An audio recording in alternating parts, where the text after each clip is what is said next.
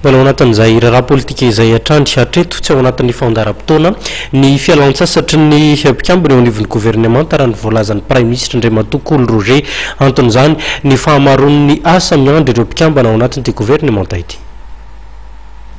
Ny vacances aloha mbola tsy ao programme mihitsy za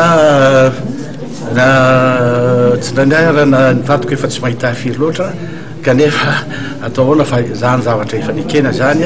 ka tsy mety atao aloha zay mpitsangana ary mba ampiditra ozy frantsay hoe remettre d'abord le train les wagons sur les rails rehefa mandeha tsara amizay izy zay vao mieritreritra vacances fa vita zay ny vacances transition teo ny vacances be reny azo ataontsika vacances zao de fa tsy vacances tsony fa asa de asa mihitsy ary asa miandry nay de asa be mihitsy ka zay nanovako hoe mangataka amitsika rehetra malagasy mba hifanimitanana fa tsy adiady ny olona nefa lasa ny Afrika lasa lavitra ny olona tsika mbola aty miadiady eo manao zavatra kely de famely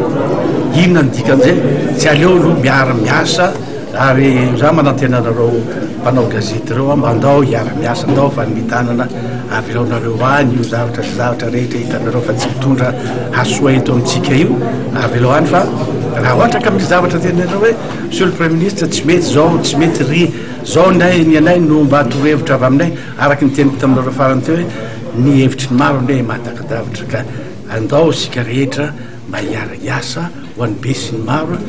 fa ny lalana farany aignana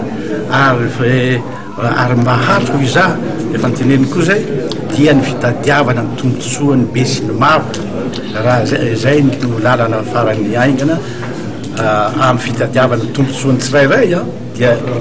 tadiavana ny tombotsoan'ny be sy ny maro fa efa tsara